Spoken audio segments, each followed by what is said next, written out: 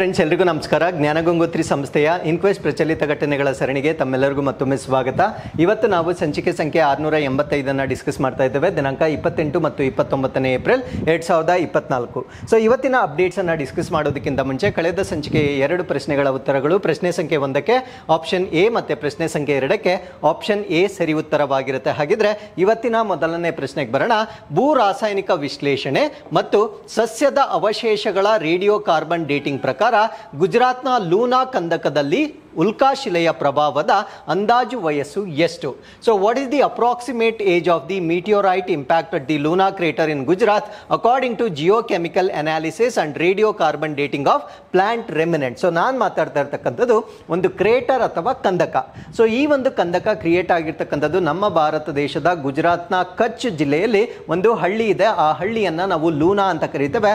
ಆ ಒಂದು ಹಳ್ಳಿಯ ಹತ್ತಿರವಾಗಿ ಈ ಒಂದು ಕ್ರೇಟರ್ ಕ್ರಿಯೇಟ್ ಆಗಿರುವ ಕಾರಣದಿಂದ ಇದಕ್ಕೆ ಲೂನಾ ಕ್ರೇಟರ್ ಅಂತ ನಾಮಕರಣ ಮಾಡಿರ್ತಾರೆ. ಆ ಒಂದು ಹಿಟ್ ಅಂದ್ರೆ ಉಲ್ಕಾಪಾತ ಅಥವಾ ಮೀಟಿಯೋರೈಟ್ ಬಂದು ಹಪ್ಪಳಿಸಿರುವ ಒಂದು ವೇಗ ಮತ್ತೆ ಟೆಂಪರೇಚರ್ ಏನಿರುತ್ತೆ, ಸೊ ಅಲ್ಲಿ ಬೃಹತ್ ಆಗಿರ್ತಕ್ಕಂಥ ಒಂದು ಹಳ್ಳ ಅಥವಾ ಒಂದು ಕಂದಕ ಕ್ರಿಯೇಟ್ ಆಗಿರುತ್ತೆ. ಸೊ ಈ ಒಂದು ಕಂದಕ ಕ್ರಿಯೇಟ್ ಆದಾಗ ಕೆಲವೊಂದು ಮರಗಳು ಕೂಡ ಅಲ್ಲಿ ಬಿದ್ದೋಗಿರುತ್ತೆ. ಆ ಒಂದು ಸಸ್ಯದ ಭಾಗಗಳನ್ನ ಈಗ ಕಾರ್ಬನ್ ಡೇಟಿಂಗ್ ಮಾಡಿದ ನಂತರ ಅದು ಎಷ್ಟು ವರ್ಷಗಳ ಹಳೆಯದು ಅಥವಾ ಎಷ್ಟು ವರ್ಷಗಳ ಹಿಂದೆ ಅದು ರಚನೆ ಆಗಿತ್ತು ಅಂತಕ್ಕಂಥ ಮಾಹಿತಿಯನ್ನ ನಾಸಾದವರು ಈಗ ತಿಳಿಸಿರ್ತಾರೆ. ಸೊ ಹಾಗಿದ್ರೆ ಅದಕ್ಕೆ ಎಷ್ಟು ವರ್ಷ ಹಳೆಯದು ಅನ್ನೋದು ನಮ್ಮ ಪ್ರಶ್ನೆ ಆಗಿರುತ್ತೆ. ಸೊ ಈ ಪ್ರಶ್ನೆಗೆ ಸರಿಯಾದ ಉತ್ತರ 6900 ವರ್ಷಗಳು ಅಥವಾ 6900 ಇಯರ್ಸ್ ಎಗೋ ಆಗಿರ್ತಕ್ಕಂಥ ಒಂದು ಕಂದಕವಾಗಿರುತ್ತೆ. ಸೊ ಆ ಒಂದು ಕಂದಕದ ಸ್ಯಾಟಲೈಟ್ ಇಮೇಜ್ ಅನ್ನ ನೀವು ಇಲ್ಲಿ ನೋಡಬಹುದಾಗಿರುತ್ತೆ. ಸೊ ಒಂದು ದೊಡ್ಡ ಹಳ್ಳ ಕ್ರಿಯೇಟ್ ಆಗಿರುತ್ತೆ. ಈ ಒಂದು ಹಳ್ಳಕ್ಕೆ ಲೂನಾ ಅಂತ ನಾಮಕರಣ ಮಾಡಿರ್ತಾರೆ. ಸೊ ಈ ಒಂದು ಪ್ರಿಡಿಕ್ಷನ್ ಅನ್ನ ಮಾಡಿರ್ತಕ್ಕಂಥವ್ರು ನಾಸಾ ಅರ್ತ್ ಅಬ್ಸರ್ವೇಟರಿ ಅಂದ್ರೆ ನಾಸಾದ ಭೂ ವೀಕ್ಷಣಾಲಯದ ವತಿಯಿಂದ ಮಾಡಿರ್ತಕ್ಕಂಥ ಒಂದು ಅಬ್ಸರ್ವೇಷನ್ ಇದಾಗಿರುತ್ತೆ. ಸೊ ಈ ಒಂದು ಕಂದಕ ಎಲ್ಲಿರುತ್ತೆ ಅಂದ್ರೆ ನಮ್ಮ ಭಾರತ ದೇಶದ ಗುಜರಾತ್ ನಲ್ಲಿರುತ್ತೆ. ಸೊ ಇದಕ್ಕೆ ಎಷ್ಟು ವಯಸ್ಸಾಗಿದೆ ಅಂದ್ರೆ 6900 ಇಯರ್ಸ್ ಹಿಂದೆ ರಚನೆ ಆಗಿರ್ತಕ್ಕಂಥ ಒಂದು ಕಂದಕವಾಗಿರುತ್ತೆ. ಸೊ ಈ ಒಂದು ಕಂದಕದಿಂದ 1.8 ಕಿಲೋಮೀಟರ್ ದೂರದಲ್ಲಿ there is a village that is called as Luna village. So ಆ ಒಂದು ಕಾರಣಕ್ಕಾಗಿ ಇದಕ್ಕೆ ಲೂನಾ ಕ್ರೇಟರ್ ಅಂತ ನಾಮಕರಣ ಮಾಡಲಾಗಿರುತ್ತೆ.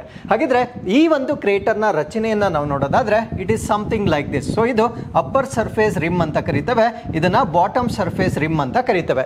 ಸೊ ಅಪ್ಪರ್ ಸರ್ಫೇಸ್ ರಿಮ್ ನಮಗೆ ಚಿತ್ರದಲ್ಲೇ ಗೊತ್ತಾಗ್ತಾ ಇದೆ, ಅದರ ಡಯಾಮೀಟರ್ ಜಾಸ್ತಿ ಇರುತ್ತೆ. ಅಂದ್ರೆ ಲೋವರ್ ಸರ್ಫೇಸ್ ರಿಮ್ ಅಂತಕ್ಕಂಥದ್ದು ಅದರ ಡಯಾಮೀಟರ್ ಕಡಿಮೆ ಆಗಿರುತ್ತೆ. ಸೊ ಎಕ್ಸಾಕ್ಟ್ ಆಗಿ ಹೇಳೋದಾದ್ರೆ 6 ಮೀಟರ್ಸ್ ಅನ್ನ ನಾವು ಔಟರ್ ರಿಮ್ ಬಾಟಮ್ ರಿಮ್ ಗಿಂತ 6 ಮೀಟರ್ ಜಾಸ್ತಿ ಇರತಕ್ಕಂಥದ್ದನ್ನ ನಾವಿಲ್ಲಿ ಗಮನಿಸಬಹುದಾಗಿರುತ್ತೆ. ಸೊ ಈ ಒಂದು ಕ್ರೇಟರ್ ಕ್ರಿಯೇಟ್ ಆಗಿರ್ಲಿಕ್ಕೆ ಕಾರಣ ಏನು ಅಂದ್ರೆ ಆ ಒಂದು ಮೀಟಿಯೋರೈಟ್ ಅಪ್ಪಳಿಸಿದಾಗ ಅಲ್ಲಿ ಸಾಕಷ್ಟು ಟೆಂಪರೇಚರ್ ಮತ್ತೆ ಪ್ರೆಷರ್ ಕ್ರಿಯೇಟ್ ಆಗಿರುತ್ತೆ. ಸೊ ಅದ್ರ ಜೊತೆಗೆ ಹೈ ಕಾನ್ಸಂಟ್ರೇಷನ್ ಆಫ್ ಇರಿಡಿಯಂ ಅಂತ ಹೇಳ್ತೇವೆ. ಸೊ ಈ ಒಂದು ಹೆಚ್ಚಿನ ಸಾಂದ್ರತೆಯನ್ನ ಹೊಂದಿರತಕ್ಕಂಥ ಇರಿಡಿಯಂ ನಿಂದ ಸೊ ಈ ಒಂದು ಕ್ರೇಟರ್ ಕ್ರಿಯೇಟ್ ಆಗಿದೆ ಅಂತಕ್ಕಂಥ ಮಾಹಿತಿಯನ್ನ ನಾಸಾದವರು ಇಲ್ಲಿ ತಿಳಿಸಿರ್ತಾರೆ. ಸೊ ಲೂನಾ ಬಗ್ಗೆ ನಾವು ಹೆಚ್ಚಿನ ಮಾಹಿತಿಯನ್ನ ನಾನು ಆಲ್ರೆಡಿ ಹೇಳಿದ್ದೇನೆ. ಸೊ ಇದಕ್ಕೆ ಲೂನಾ ವಿಲೇಜ್ ಹತ್ತಿರವಾಗಿ ಇರುವ ಕಾರಣದಿಂದ ಇದಕ್ಕೆ ಲೂನಾ ಅಂತ ನಾಮಕರಣ ಮಾಡಿರ್ತಾರೆ. ಸೊ ಇದರಲ್ಲಿ ಇನ್ನೊಂದು ವಿಶೇಷತೆ ಕೂಡ ಇದೆ. ಆ ಒಂದು ವಿಶೇಷತೆ ಏನು ಅಂದ್ರೆ ಯೂಶಲಿ ಈ ಒಂದು ಕ್ರೇಟರ್ಸ್ ಗಳು ಫಾರ್ಮೇಶನ್ ಆಗ್ತಕ್ಕಂಥದ್ದು ಲೋ ಲೈಯಿಂಗ್ ಸಾಫ್ಟ್ ಮತ್ತೆ ಫ್ಲಾಟ್ ಏರಿಯಾಸ್ ಗಳಲ್ಲಿ ಫಾರ್ಮೇಶನ್ ಆಗುತ್ತೆ. ಅಂದ್ರೆ ಸಮತಟ್ಟವಾಗಿರ್ತಕ್ಕಂಥ ಪ್ರದೇಶಗಳಲ್ಲಿ ಕಡಿಮೆ ಇರತಕ್ಕಂಥ ಅಂದ್ರೆ ಲೋ ಲೈಯಿಂಗ್ ತಗ್ಗು ಅಥವಾ ಮೃದುವಾದ ಪ್ರದೇಶಗಳಲ್ಲಿ ಈ ಒಂದು ಕ್ರೇಟರ್ಸ್ ಗಳು ಫಾರ್ಮೇಶನ್ ಆಗ್ತಕ್ಕಂಥದ್ದನ್ನ ನಾವು ನೋಡಬಹುದಾಗಿರುತ್ತೆ. ಬಟ್ ಈ ಒಂದು ಲೂನಾ ಕ್ರೇಟರ್ ನ ಒಂದು ವಿಶೇಷತೆ ಏನು ಅಂದ್ರೆ ಸೊ ಇದು ಹಾರ್ಡ್ ಮತ್ತೆ ರಾಕಿ ಸರ್ಫೇಸ್ ಅಲ್ಲಿ ಫಾರ್ಮೇಶನ್ ಆಗಿರೋದನ್ನ ನಾವು ನೋಡಬಹುದಾಗಿರುತ್ತೆ. ಸೊ ದೃಢವಾಗಿರ್ತಕ್ಕಂಥ ಅಥವಾ ಗಟ್ಟಿಯಾಗಿರ್ತಕ್ಕಂಥ ಶಿಲೆಗಳಿಂದ ಫಾರ್ಮೇಶನ್ ಆಗಿರ್ತಕ್ಕಂಥ ಒಂದು ಭೂ ಪ್ರದೇಶದಲ್ಲಿ ರಚನೆ ಆಗಿರ್ತಕ್ಕಂಥ ಕ್ರೇಟರ್ ಅನ್ನ ನಾವು ಲೂನಾ ಕ್ರೇಟರ್ ಅಂತ ಕರಿತೇವೆ.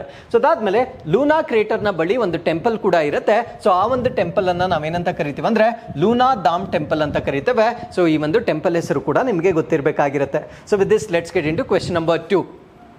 ಸ್ವತಂತ್ರವಾಗಿ ತೇಲುವ ರೋಗ್ ಪ್ಲಾನೆಟ್ನ ಇತ್ತೀಚಿನ ಗಮನಾರ್ಹ ಆವಿಷ್ಕಾರವನ್ನು ಯಾರು ಗುರುತಿಸಿದ್ದಾರೆ? So who identify the recent remarkable Discovery of free floating ರೋಗ್ ಪ್ಲಾನೆಟ್ ಅಂತ ಕರಿತೇವೆ. ರೋಗ್ ಅಂದ್ರೆ ನಮ್ಗೆ ಯೂಶಲಿ ಒಂದು ಅಬ್ಯೂಸ್ ಅಥವಾ ಬೈಗುಳ ಅಂತ ಹೇಳ್ತೇವೆ.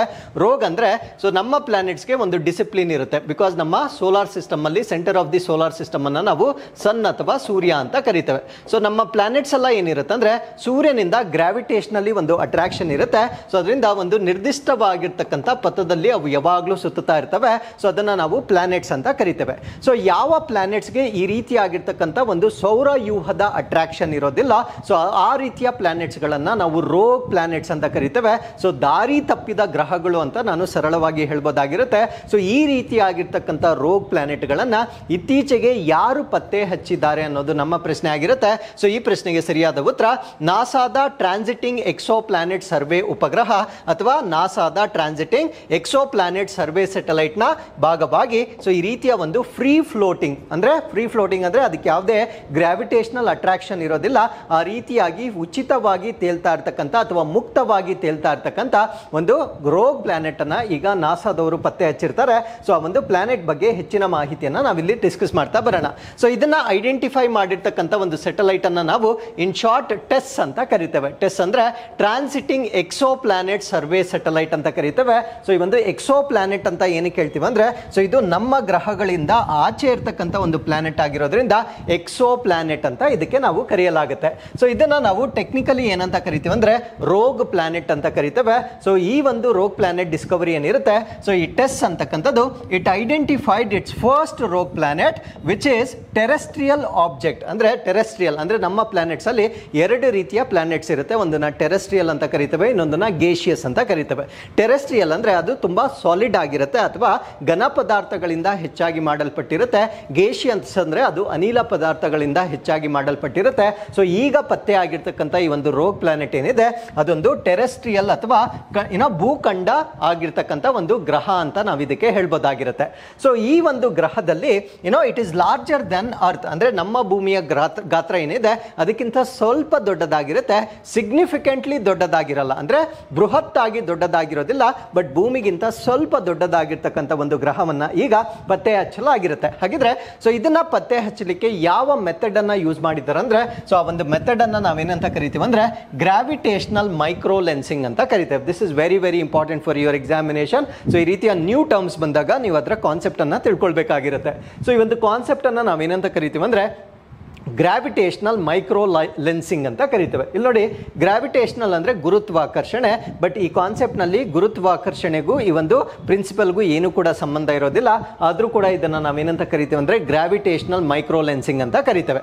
So what is the principle behind this ಅನ್ನೋದನ್ನ ನಾನು ಸಿಂಪಲ್ ಆಗಿ ಎಕ್ಸ್ಪ್ಲೇನ್ ಮಾಡ್ತೇನೆ. For example, so you are trying to observe something, ಇಲ್ಲಿಂದ ಭೂಮಿಯಿಂದ ನೀವು ಏನನ್ನಾದ್ರೂ ಅಬ್ಸರ್ವ್ ಮಾಡ್ತಾ ಇದ್ದೀರಾ. ಸೊ ಸೂರ್ಯನಿಂದ ಬೆಳಕು ಬರ್ತಾ ಇದೆ. ಸೂರ್ಯನಿಂದ ಬೆಳಕು ಬಂದಾಗ ಅದು ಯೂಶುವಲಿ ಸ್ಟ್ರೇಟ್ ಲೈನ್ಸ್ ಅಲ್ಲಿ ರೇಸ್ ಬೀಳ್ತಾ ಇರುತ್ತೆ. ಸಪೋಸ್ ಮಧ್ಯದಲ್ಲಿ ಏನಾದ್ರೂ ಆಬ್ಜೆಕ್ಟ್ ಬಂದಾಗ ಆ ಲೈಟ್ ನ ಪಾತ್ ಏನಿರುತ್ತೆ ಅದು ಡಿಸ್ಟರ್ಬ್ ಆಗುತ್ತೆ. ಡಿಸ್ಟರ್ಬ್ ಆಗಿ ಲೈಟ್ ಏನಾಗುತ್ತೆ ಅಂದ್ರೆ ಬೆಂಡ್ ಆಗುತ್ತೆ ಅಥವಾ ಅದರ ಪಥದಲ್ಲಿ ಬದಲಾವಣೆ ಆಗುತ್ತೆ. ಸೊ ಈ ಒಂದು ಮೆಥಡ್ ಇಂದ ನಮ್ಗೆ ಏನು ಗೊತ್ತಾಗುತ್ತೆ ಅಂದ್ರೆ ಮಧ್ಯದಲ್ಲಿ ಏನೋ ವಸ್ತು ಇದೆ ಅಂತಕ್ಕಂಥ ಒಂದು ಕಾನ್ಸೆಪ್ಟ್ ಅನ್ನ ನಾವು ಪತ್ತೆ ಹಚ್ಚಬಹುದಾಗಿರುತ್ತೆ. ಸೊ ಈ ರೀತಿಯ ಮೆಥಡ್ ಅನ್ನ ನಾವೇನಂತ ಕರಿತೀವಿ ಅಂದ್ರೆ ಗ್ರಾವಿಟೇಷನಲ್ ಮೈಕ್ರೋ ಲೆನ್ಸಿಂಗ್ ಅಂತ ಕರಿತೇವೆ. ಸೊ ಈ ರೀತಿಯ ಗ್ರಾವಿಟೇಷನಲ್ ಮೈಕ್ರೋ ಲೆನ್ಸಿಂಗ್ ಪ್ರಿನ್ಸಿಪಲ್ ನ ಒಂದು ಉಪಯೋಗಿಸಿಕೊಂಡು ಈ ಒಂದು ರೋಗ್ ಪ್ಲಾನೆಟ್ ಅನ್ನ ಪತ್ತೆ ಹಚ್ಚಿರ್ತಕ್ಕಂಥದನ್ನ ನಾವಿಲ್ಲಿ ನೋಡಬಹುದಾಗಿರುತ್ತೆ. ಸೊ ಇದರ ಸಿಗ್ನಿಫಿಕೆನ್ಸ್ ಅಥವಾ ಮಹತ್ವ ಏನು ಅಂದ್ರೆ ಈ ರೋಗ್ ಪ್ಲಾನೆಟ್ಸ್ ಗಳನ್ನ ನಾವು ಮಿಸ್ಟೀರಿಯಸ್ ಆಬ್ಜೆಕ್ಟ್ಸ್ ಅಂತ ಕರಿತೇವೆ. ಅಂದ್ರೆ ಈ ಗ್ರಹಗಳನ್ನ ನಾವು ನಿಗೂಢವಾದ ವಸ್ತುಗಳು ಅಂತ ಕರಿಬಹುದಾಗಿರುತ್ತೆ. And the travel through space without being gravitationally bound to any star. So as I told you before, so ಯಾವುದೇ ನಕ್ಷತ್ರಕ್ಕೆ ಅವು ಗುರುತ್ವಾಕರ್ಷಣಾ ಶಕ್ತಿಯಿಂದ ಅವು ಬಂಧಿತವಾಗಿರೋದಿಲ್ಲ. ಸೊ ಮುಕ್ತವಾಗಿ ತೇಲ್ತಾ ಇರ್ತಕ್ಕಂಥ, ಅವು ಎಲ್ಲಿ ಬೇಕಾದ್ರೂ ತೇಲ್ಬೋದಾಗಿರುತ್ತೆ. ಸೊ ಈ ರೀತಿಯಾಗಿ ಮುಕ್ತವಾಗಿ ತೇಲ್ತಾ ಇರ್ತಕ್ಕಂಥ ಪ್ಲಾನೆಟ್ಸ್ ಅನ್ನ ನಾವೇನಂತ ಕರಿತೀವಿ ಅಂದ್ರೆ ರೋಗ್ ಪ್ಲಾನೆಟ್ಸ್ ಅಂತ ಕರಿತೇವೆ. So they are thought to be abundant in the galaxy. So ನಮ್ಮ ಒಂದು ಸೌರಮಂಡಲ ಅಥವಾ ಗ್ಯಾಲಕ್ಸಿ ಅಥವಾ ನಕ್ಷತ್ರ ಪುಂಜದಲ್ಲಿ ಅನೇಕ ಈ ರೀತಿಯ ರೋಗ್ ಪ್ಲಾನೆಟ್ಸ್ ಇರ್ತಕ್ಕಂಥದ್ದನ್ನ ನಾವಿಲ್ಲಿ ಹೇಳ್ಬೋದಾಗಿರುತ್ತೆ. So possibly outnumbering the star bound planets, ಅಂದ್ರೆ ಈ ಒಂದು ನಕ್ಷತ್ರಕ್ಕೆ ಬೌಂಡ್ ಆಗಿರ್ತಕ್ಕಂಥ ಪ್ಲಾನೆಟ್ಸ್ ಏನಿರ್ತವೆ ಸೊ ಇವುಗಳಿಗೆ ಹೋಲಿಕೆ ಮಾಡಿದಾಗ ರೋಗ್ ಪ್ಲಾನೆಟ್ ಗಳ ಸಂಖ್ಯೆ ಬಹಳ ಜಾಸ್ತಿ ಇದೆ ಅಂತಕ್ಕಂಥ ಒಂದು ಪ್ರಿಡಿಕ್ಷನ್ ಅನ್ನ ಮಾಡಲಾಗ್ತಾ ಇದೆ.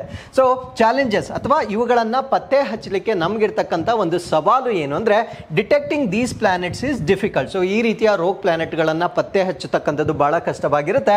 ಕಾರಣ ಏನು ಅಂದ್ರೆ limited emission or reflection of the electromagnetic radiation. ಅಂದ್ರೆ ನಾವೇನಾದ್ರೂ ವಿದ್ಯುತ್ ಕಾಂತೀಯ ವಿಕಿರಣಗಳನ್ನ ಬಳಕೆ ಮಾಡಿದಾಗ ಪ್ರತಿಫಲನ ಮಾಡ್ತಕ್ಕಂಥದ್ದು ಕಷ್ಟವಾಗಿರುತ್ತೆ. ಸೊ ಯಾವಾಗ ಪ್ರತಿಫಲನ ಬರೋದಿಲ್ಲ ಆ ಒಂದು ಆಬ್ಜೆಕ್ಟ್ ಅನ್ನ ಪತ್ತೆ ಹಚ್ಚಲಿಕ್ಕೆ ಕಷ್ಟವಾಗುತ್ತೆ. ಸೊ ಇಷ್ಟು ಕಷ್ಟವಿದ್ದರೂ ಕೂಡ ಒಂದು ರೋಗ್ ಪ್ಲಾನೆಟ್ ಅನ್ನ ಈಗ ನಾಸಾದವರು ಪತ್ತೆ ಹಚ್ಚಿರ್ತಕ್ಕಂಥದ್ದನ್ನ ನಾವು ನೋಡಬಹುದಾಗಿರುತ್ತೆ. So with this let's get into question number 3.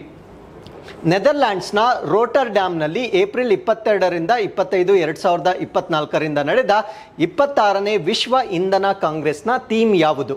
So what was the theme of the 26th world energy congress held in Rotterdam, the Netherlands from April 2020 to 25 in 2024. So ನಾನು ಮಾತಾಡ್ತಾ ಇರ್ತಕ್ಕಂಥದ್ದು ಸೊ ವಿಶ್ವ ಇಂಧನ ಕಾಂಗ್ರೆಸ್ ಅಂತ ಕರೀತೇವೆ.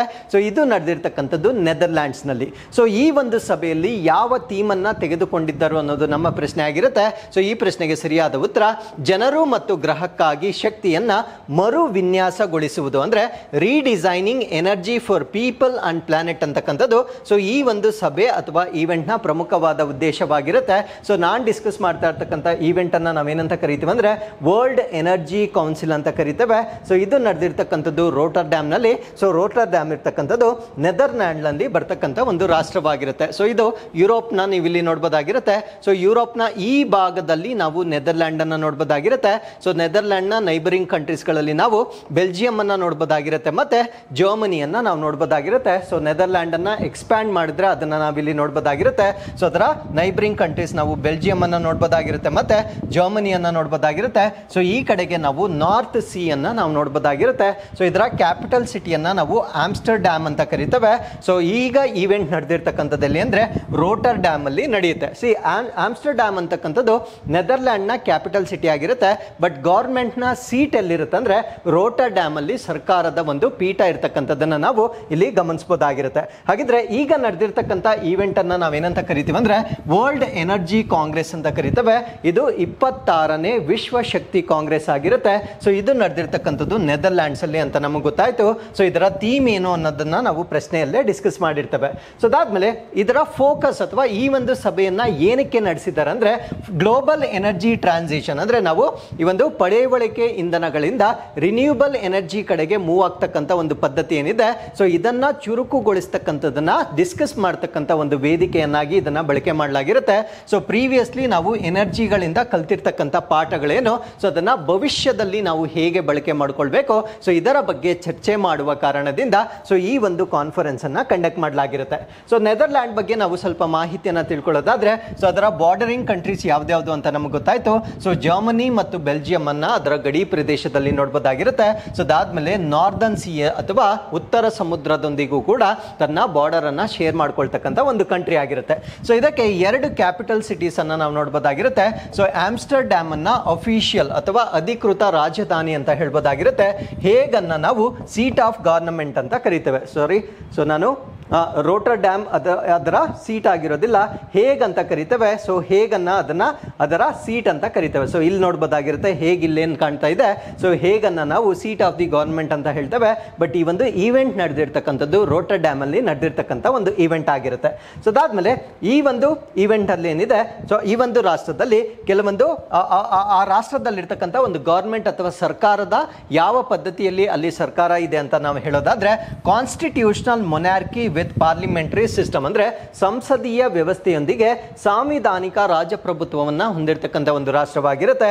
ಸೊ ಈ ರಾಷ್ಟ್ರದಲ್ಲಿರ್ತಕ್ಕಂಥ ಪ್ರಮುಖವಾದ reverse ಅಥವಾ ನದಿಗಳು ಯಾವ್ದಾವ್ದು ಅಂದ್ರೆ ಸೊ ಒಂದನ್ನ ರೀನ್ ಅಂತ ಕರಿತೇವೆ, ಮಿಯೂಸ್ ಅಂತ ಕರಿತೇವೆ ಮತ್ತೆ ಸ್ಕೆಲ್ಟ್ ಅಂತ ಕರಿತೇವೆ. ಸೊ ಇಷ್ಟು ನದಿಗಳನ್ನ ಈ ಒಂದು ರಾಷ್ಟ್ರದಲ್ಲಿ ನಾವು ನೋಡಬಹುದಾಗಿರುತ್ತೆ. So with this let's get into question number 4. ಕಜಕಿಸ್ತಾನ್ನಲ್ಲಿ ನಡೆದ ಶಾಂಘೈ ಕೋಆಪರೇಷನ್ ಆರ್ಗನೈಸೇಷನ್ ರಕ್ಷಣಾ ಮಂತ್ರಿಗಳ ಸಭೆಯ ಸಮಯದಲ್ಲಿ ಪ್ರಾಚೀನ ಭಾರತೀಯ ಯಾವ ಪರಿಕಲ್ಪನೆಯನ್ನು ಅನುಮೋದಿಸಲಾಗಿದೆ? During SCO defence ministers meeting in Kazakhstan what concept was endorsed rooted in the ancient Indian philosophy? So ನಾನು ಮಾತಾಡ್ತಾ ಇರ್ತಕ್ಕಂಥದ್ದು SCOಗೆ ಸಂಬಂಧಪಟ್ಟಿರ್ತಕ್ಕಂಥ ಒಂದು ಸಭೆ. ಆ ಸಭೆಯನ್ನ ನಾವೇನಂತ ಕರಿತೀವಿ ಅಂದ್ರೆ ರಕ್ಷಣಾ ಮಂತ್ರಿಗಳ ಸಭೆ ಅಥವಾ ಡಿಫೆನ್ಸ್ ಮಿನಿಸ್ಟರ್ಸ್ ಮೀಟಿಂಗ್ ಅಂತ ಕರಿತೇವೆ. ಸೊ ಈ ಒಂದು ಸಭೆಯಲ್ಲಿ ನಮ್ಮ ಭಾರತ ದೇಶದ ಡಿಫೆನ್ಸ್ ಮಿನಿಸ್ಟರ್ ಕೂಡ ಪಾರ್ಟಿಸಿಪೇಟ್ ಮಾಡಿರ್ತಾರೆ. ಹಾಗಿದ್ರೆ ನಮ್ಮ ಭಾರತ ದೇಶದ ಡಿಫೆನ್ಸ್ ಮಿನಿಸ್ಟರ್ ಯಾರು ಅನ್ನೋದನ್ನ ನೀವು ನಮ್ಮ ಕಮೆಂಟ್ಸ್ ಅಲ್ಲಿ ತಿಳಿಸಬಹುದಾಗಿರುತ್ತೆ. ಸೊ ಈ ಒಂದು ಸಮಯದಲ್ಲಿ ಈ ಒಂದು ಸಭೆಯಲ್ಲಿ ಒಂದು ಪರಿಕಲ್ಪನೆಯನ್ನ ಅವರು ಅನುಮೋದನೆ ಮಾಡಲಾಗಿರುತ್ತೆ. ಆ ಒಂದು ಪರಿಕಲ್ಪನೆ ನಮ್ಮ ಭಾರತ ದೇಶದ ಪ್ರಾಚೀನ ಭಾರತಕ್ಕೆ ಸಂಬಂಧಪಟ್ಟಿರ್ತಕ್ಕಂಥ ಒಂದು ಥೀಮ್ ಆಗಿರುತ್ತೆ. ಸೊ ಆ ಒಂದು ಅನುಮೋದನೆ ಯಾವುದು ಅನ್ನೋದು ನಮ್ಮ ಪ್ರಶ್ನೆ ಆಗಿರುತ್ತೆ. ಸೊ ಈ ಪ್ರಶ್ನೆಗೆ ಸರಿಯಾದ ಉತ್ತರ ಒಂದು ಭೂಮಿ ಒಂದು ಕುಟುಂಬ ಒಂದು ಭವಿಷ್ಯ, one earth one family one future ಅಂತಕ್ಕಂಥದ್ದು ಈ ಒಂದು ಈವೆಂಟ್ನಲ್ಲಿ ಅನುಮೋದನೆ ಮಾಡಿರ್ತಕ್ಕಂಥ ಒಂದು ಥೀಮ್ ಆಗಿರುತ್ತೆ. ಸೊ ಇದೇ ಥೀಮನ್ನು ನಾವು G20 ವಸುದೈವ ಕುಟುಂಬಕಂ ಅಂತ, ಸೊ ನಮ್ಮ G20 ಭಾರತ ದೇಶದ ಅಧ್ಯಕ್ಷತೆಯಲ್ಲೂ ಕೂಡ ಸೊ ಇದೇ ಥೀಮನ್ನು ನಾವು ಬಳಕೆ ಮಾಡಿದ್ದನ್ನು ನಮಗೆ ಗೊತ್ತಿರುತ್ತೆ. ಹಾಗಿದ್ರೆ ಸೊ ಈ ಒಂದು ಆರ್ಟಿಕಲ್ ಅಲ್ಲಿ ನಾವು ಡಿಸ್ಕಸ್ ಮಾಡ್ತಾ ಇರ್ತಕ್ಕಂಥ SCO ಬಗ್ಗೆ, SCOದ ಅಡಿಯಲ್ಲಿ ನಡೆದಿರ್ತಕ್ಕಂಥ ಈ ಒಂದು ಡಿಫೆನ್ಸ್ ಮಿನಿಸ್ಟರ್ಸ್ಗಳ ಸಭೆಯ ಬಗ್ಗೆ ಸಂಪೂರ್ಣವಾಗಿ ಡಿಸ್ಕಸ್ ಮಾಡೋಣ. ಸೊ SCO ಅಂದ್ರೆ ಶಾಂಘೈ ಕೋಆಪರೇಷನ್ ಆರ್ಗನೈಸೇಷನ್ ಅಂತ ಕರೀತೇವೆ. ಸೊ ಈ ಒಂದು ಶಾಂಘೈ ಕೋಆಪರೇಷನ್ ಆರ್ಗನೈಸೇಷನ್ ನ ಸ್ಥಾಪನೆ ಮಾಡಿರ್ತಕ್ಕಂಥ ರಾಷ್ಟ್ರಗಳು, ಫೌಂಡಿಂಗ್ ಮೆಂಬರ್ಸ್ ಅಂತ ಕರಿತೇವೆ. ಸೊ ಇದನ್ನ ಸ್ಥಾಪನೆ ಮಾಡಿರ್ತಕ್ಕಂಥ ವರ್ಷ 2001ರಲ್ಲಿ ಸ್ಥಾಪನೆ ಮಾಡಲಾಗಿರುತ್ತೆ. ಸ್ಥಾಪನೆ ಮಾಡಿದಾಗ ಇದ್ದಂಥ ರಾಷ್ಟ್ರಗಳು China, Kazakhstan, Russia, Tajikistan, Uzbekistan ಮತ್ತೆ ಕಿರ್ಗಿಸ್ತಾನ್. ಸೊ ಇಷ್ಟು ರಾಷ್ಟ್ರಗಳು ಸ್ಥಾಪನೆ ಮಾಡಿರ್ತಕ್ಕಂಥ ಒಂದು ಒಕ್ಕೂಟವಾಗಿರುತ್ತೆ. ಸೊ ಈ ಒಂದು ಒಕ್ಕೂಟಕ್ಕೆ ಭಾರತ ಮತ್ತು ಪಾಕಿಸ್ತಾನ ಒಂದೇ ವರ್ಷದಲ್ಲಿ ಸೇರ್ಕೊಳ್ತವೆ. 2017ನಲ್ಲಿ ಭಾರತ ಮತ್ತು ಪಾಕಿಸ್ತಾನ ಈ ಒಂದು ಅಸೋಸಿಯೇಷನ್ಗೆ ಸೇರ್ಕೊಳ್ತವೆ. ಸೊ ಅದಾದ್ಮೇಲೆ 2021ರಲ್ಲಿ ಇರಾನ್ ಅನ್ನ ಈ ಒಂದು SCOಗೆ ಸೇರಿಸಿಕೊಳ್ಳಲಾಗುತ್ತೆ. ಸೊ 2023ರಲ್ಲಿ ಸೌದಿ ಅರೇಬಿಯಾ ಇದಕ್ಕೆ ಜಾಯಿನ್ ಆಗಲಿಕ್ಕೆ ಕ್ರಮಗಳನ್ನು ತೆಗೆದುಕೊಳ್ಳಲಾಗ್ತಾ ಇದೆ. ಸೊ ಇಷ್ಟು ಮಾಹಿತಿ ಇದರ ರಚನೆಯ ಬಗ್ಗೆ ನಮಗೆ ಗೊತ್ತಿರಬೇಕಾಗಿರುತ್ತೆ. ಸೊ ಹಾಗಿದ್ರೆ ಈಗ ನಡೆದಿರ್ತಕ್ಕಂಥ ಮೀಟಿಂಗ್ ಅನ್ನ ನಾವೇನಂತ ಕರಿತೀವಿ ಅಂದ್ರೆ ಡಿಫೆನ್ಸ್ ಮಿನಿಸ್ಟರ್ಸ್ ಮೀಟಿಂಗ್ ಅಂತ ಕರಿತೇವೆ. ಸೊ ಇದು ಎಲ್ಲಿ ನಡೆದಿದೆ ಅಂದ್ರೆ ಕಜಕಿಸ್ತಾನದಲ್ಲಿ ನಡೆದಿರ್ತಕ್ಕಂಥ ಒಂದು ಸಭೆ ಆಗಿರುತ್ತೆ. ಸೊ ಈ ಒಂದು ಸಭೆಯಲ್ಲಿ ಅನುಮೋದನೆ ಮಾಡಿರ್ತಕ್ಕಂಥ ಒಂದು ಕಾನ್ಸೆಪ್ಟ್ ಯಾವುದು ಅಂದ್ರೆ one earth one family one future ಅನ್ನ ಇಲ್ಲಿ ಅನುಮೋದನೆ ಮಾಡಲಾಗಿರುತ್ತೆ. ಸೊ ಇದನ್ನ ನಮ್ಮ ಭಾರತ ದೇಶದ ಇಂಡಿಯನ್ ಫಿಲಾಸಫಿ ವಸುದೈವ ಕುಟುಂಬಕಂ ಅಂದ್ರೆ the world is one family, ಇಡೀ ಜಗತ್ತು ಒಂದು ಕುಟುಂಬ ಅಂತಕ್ಕಂಥ ಒಂದು ಕಾನ್ಸೆಪ್ಟ್ ಅನ್ನ ಸೊ ಈ ಒಂದು ಸಭೆಯಲ್ಲಿ ಅಂಗೀಕಾರ ಮಾಡಿರ್ತಕ್ಕಂಥದ್ದನ್ನ ನಾವು ನೋಡಬಹುದಾಗಿರುತ್ತೆ. ಸೊ ಹಾಗಿದ್ರೆ ಈ ಒಂದು ಸಭೆಯಲ್ಲಿ ನಮ್ಮ ಭಾರತ ದೇಶದ ಪಾತ್ರ ಏನು ಅಂದ್ರೆ commitment to peace, stability and security in SCO region and emphasises a zero tolerance approach towards terrorism. ಅಂದ್ರೆ ಈ ಒಂದು ಭಯೋತ್ಪಾದನೆ ಏನಿರುತ್ತೆ ಅದಕ್ಕೆ ಶೂನ್ಯ ಸಹಿಷ್ಣುತೆಯನ್ನ ವ್ಯಕ್ತಪಡಿಸ್ತಕ್ಕಂಥ ರಾಷ್ಟ್ರವಾಗಿ ನಮ್ಮ ಭಾರತ ದೇಶ ಅಲ್ಲಿ ರೆಪ್ರೆಸೆಂಟ್ ಮಾಡಿರ್ತಕ್ಕಂಥದ್ದನ್ನ ನಾವು ನೋಡಬಹುದಾಗಿರುತ್ತೆ. ಹಾಗಿದ್ರೆ SCO ಬಗ್ಗೆ ನಾವು ಬೇಸಿಕ್ ಇನ್ಫಾರ್ಮೇಶನ್ ಅನ್ನು ತಿಳ್ಕೊಳ್ಳೋದಾದ್ರೆ ಸೊ ಇದನ್ನ ನಾವು ಇಂಟರ್ ಗವರ್ನಮೆಂಟಲ್ ಆರ್ಗನೈಸೇಷನ್ ಅಥವಾ ಸರ್ಕಾರಗಳ ನಡುವೆ ಇರತಕ್ಕಂಥ ಒಂದು ಸಂಸ್ಥೆ ಅಥವಾ ಆರ್ಗನೈಸೇಷನ್ ಆಗಿ ಇದನ್ನ ನಾವು ತಿಳ್ಕೊಳ್ಬಹುದಾಗಿರುತ್ತೆ. ಸೊ ಇದು ಪೊಲಿಟಿಕಲ್ ರಾಜಕೀಯವಾಗಿ, ಎಕನಾಮಿಕಲ್ ಆರ್ಥಿಕವಾಗಿ ಮತ್ತು ಸೆಕ್ಯೂರಿಟಿ ಭದ್ರತೆಗೆ ಸಂಬಂಧಪಟ್ಟಂತೆ ಕೋಆಪರೇಷನ್ ಅಥವಾ ಸಹಕಾರವನ್ನ ವ್ಯಕ್ತಪಡಿಸ್ತಕ್ಕಂಥ ಒಂದು ಅಸೋಸಿಯೇಷನ್ ಅನ್ನು ನಾವು SCO ಅಂತ ಕರಿತೇವೆ. ಈ 3 ಪಾಯಿಂಟ್ಸ್ ವೆರಿ ವೆರಿ ಇಂಪಾರ್ಟೆಂಟ್. ಒಂದು ಪೊಲಿಟಿಕಲ್, ಎಕನಾಮಿಕಲ್ ಮತ್ತೆ ಸೆಕ್ಯೂರಿಟಿಗೆ ಸಂಬಂಧಪಟ್ಟಂತೆ ವಿಷಯಗಳನ್ನ ಚರ್ಚೆ ಮಾಡ್ತಕ್ಕಂಥ ವೇದಿಕೆಯನ್ನು ನಾವು SCO ಅಂತ ಕರೀತೇವೆ. ಸೊ ಇದನ್ನ ಎಸ್ಟಾಬ್ಲಿಷ್ ಮಾಡಿರ್ತಕ್ಕಂಥದ್ದು as I told you before 2001ನಲ್ಲಿ ಎಸ್ಟಾಬ್ಲಿಷ್ ಮಾಡಿರ್ತಾರೆ. Successor to Shanghai 5. ಸೊ ಮುಂಚೆ ಶಾಂಘೈ 5 ಅಂತ ಇತ್ತು. ಸೊ ಅದರ ನಂತರದ ಭಾಗವಾಗಿ SCO ಅನ್ನ 15ನೇ ಜೂನ್ 2001ರಲ್ಲಿ ಸ್ಥಾಪನೆ ಮಾಡಿರ್ತಕ್ಕಂಥ ಆರ್ಗನೈಸೇಷನ್ ಆಗಿರುತ್ತೆ. ಸೊ ಇದರ ಕೇಂದ್ರ ಕಚೇರಿ ಅಥವಾ ಹೆಡ್ ಕ್ವಾರ್ಟರ್ಸ್ ಅಲ್ಲಿ 2 ಇರುತ್ತೆ. ಒಂದನ್ನ ನಾವು ಬೀಜಿಂಗ್, ಚೈನಾದ ಬೀಜಿಂಗ್ ನಲ್ಲಿ ಸೊ ಇದರ ಸೆಕ್ರೆಟರಿಯೇಟ್ ಅನ್ನ ನಾವು ನೋಡಬಹುದಾಗಿರುತ್ತೆ. ಸೊ ಅದಾದ್ಮೇಲೆ ಉಜ್ಬೇಕಿಸ್ತಾನ್ನ ತಷ್ಕೆಂಟ್ ನಲ್ಲಿ ರ್ಯಾಟ್ಸ್ ಅಂತ ಕರಿತೇವೆ. ಸೊ ರ್ಯಾಟ್ಸ್ ಅಂದ್ರೆ ಏನು ಅಂತ ನಾನು ಹೇಳ್ತೇನೆ. ಸೊ ರ್ಯಾಟ್ಸ್ ನ ಎಕ್ಸಿಕ್ಯೂಟಿವ್ ಕಮಿಟಿ ಅಥವಾ ಕಾರ್ಯಕಾರಿ ಸಮಿತಿಯನ್ನ ನಾವು ಉಜ್ಬೇಕಿಸ್ತಾನ್ನ ತಷ್ಕೆಂಟ್ ನಲ್ಲಿ ನಾವು ನೋಡಬಹುದಾಗಿರುತ್ತೆ. ಸೊ ಅದಾದ್ಮೇಲೆ ಇದರ ಫೌಂಡಿಂಗ್ ಮೆಂಬರ್ಸ್ ಯಾರ್ಯಾರು ಅಂತ ಹೇಳಿದ್ದೇನೆ. ಸೊ ಅದಾದ್ಮೇಲೆ ಈ ಒಂದು ಫೌಂಡಿಂಗ್ ಮೆಂಬರ್ಸ್ ಏನಿರ್ತಾರೆ ಸೊ ಇದಕ್ಕೆ ಅಫಿಷಿಯಲ್ ಲ್ಯಾಂಗ್ವೇಜ್ ಅಥವಾ ಅಧಿಕೃತ ಭಾಷೆ ಯಾವ್ದಾಗಿರುತ್ತೆ ಅಂದ್ರೆ ಚೈನೀಸ್ ಮತ್ತೆ ರಷ್ಯನ್ 2 ಅಧಿಕೃತ ಭಾಷೆಗಳಲ್ಲಿ ನಾವಿಲ್ಲಿ ನೋಡಬಹುದಾಗಿರುತ್ತೆ. So there is no English here. So how member countries understand the communication I really do not know. So Chinese ಮತ್ತು ರಷ್ಯನ್ ಅಲ್ಲಿ ಮಾತ್ರ ಇಲ್ಲಿ ಅಫಿಷಿಯಲ್ ಲ್ಯಾಂಗ್ವೇಜ್ ಅನ್ನು ನೋಡಬಹುದಾಗಿರುತ್ತೆ. ಸೊ ಇದರ ಮೆಂಬರ್ ಕಂಟ್ರೀಸ್ ಅಂದರೆ ಪ್ರಸ್ತುತವಾಗಿ ಇದರಲ್ಲಿರ್ತಕ್ಕಂಥ ಸದಸ್ಯ ರಾಷ್ಟ್ರಗಳು ಯಾವ್ದಾವ್ದು ಅಂದರೆ China, India, Iran, Kazakhstan, Kyrgyzstan, Pakistan, Russia, Tajikistan ಮತ್ತು ಉಜ್ಬೇಕಿಸ್ತಾನ್. ಸೊ ಲೇಟೆಸ್ಟ್ ಆಗಿ ಈ ಒಂದು ಗುಂಪಿಗೆ ಆ್ಯಡ್ ಆಗಿರ್ತಕ್ಕಂಥ ರಾಷ್ಟ್ರ ಯಾವುದು ಅಂದರೆ ಇರಾನ್ ಈ ಒಂದು ಗುಂಪಿಗೆ ಆ್ಯಡ್ ಆಗಿರ್ತಕ್ಕಂಥ ಒಂದು ರಾಷ್ಟ್ರವಾಗಿರುತ್ತೆ. ಸೊ ಈ ಒಂದು SCOಗೆ ಸಂಬಂಧಪಟ್ಟಂತೆ ಸಮಿಟ್ ಅಥವಾ ಶೃಂಗಸಭೆಗಳನ್ನು ಕೂಡ ನಡೆಸಲಾಗುತ್ತೆ. ಸೊ ಮೊಟ್ಟ ಮೊದಲ ಶೃಂಗಸಭೆಯನ್ನು ಎಲ್ಲಿ ನಡೆಸಿರ್ತಾರೆ ಅಂದರೆ 2001ರಲ್ಲಿ ಚೈನಾದ ಶಾಂಘೈನಲ್ಲಿ ಇದರ ಮೊಟ್ಟ ಮೊದಲ ಸಭೆಯನ್ನು ನಡೆಸಿರ್ತಕ್ಕಂಥದ್ದನ್ನು ನಾವು ನೋಡ್ಬೋದಾಗಿರುತ್ತೆ.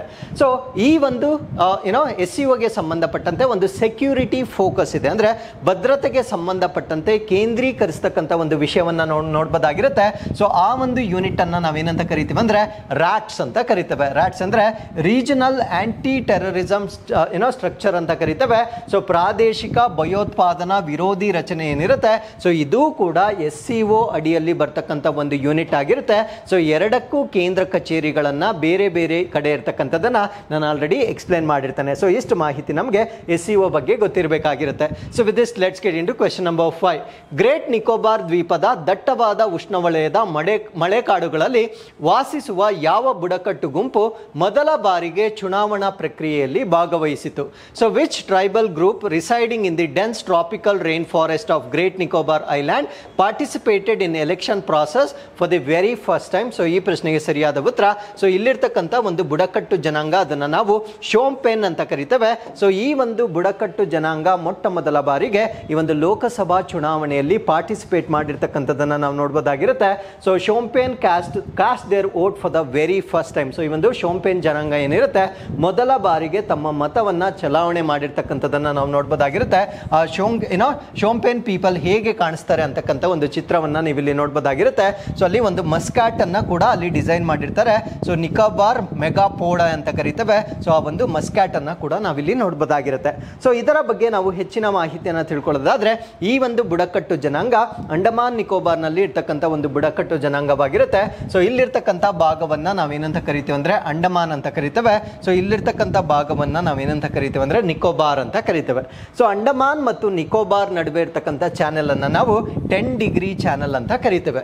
ಸೊ ಅಂಡಮಾನ್ ಅನ್ನ ನಾವು 4 ಪಾರ್ಟ್ಸ್ ಆಗಿ ಡಿವೈಡ್ ಮಾಡಬಹುದಾಗಿರುತ್ತೆ.